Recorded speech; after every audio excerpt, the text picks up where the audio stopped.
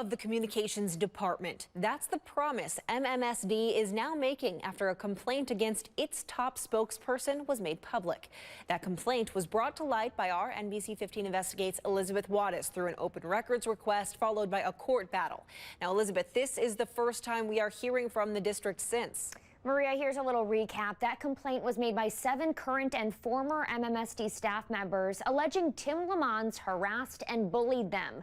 The document also claims Tim Lamons degraded local journalists, particularly females. In a statement, the district says it is, quote, abundantly clear there are problems in MMSD's communications department that need to be addressed. And they say work needs to be done to address what was alleged in that complaint.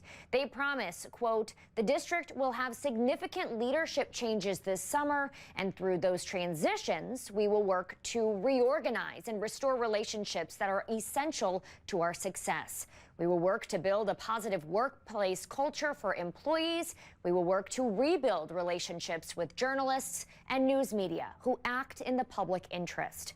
I have reached out to the superintendent and the school board multiple times for an on-camera interview. They have not gotten back to me. It's important to note here that complaint and all of those allegations were submitted to MMSD's legal staff and HR back in October. The school says they were internally investigated and no actions were taken against Lamons. Now that the complaint is made public, they're promising change. Live in the newsroom, Elizabeth Wattis, NBC 15 Investigates.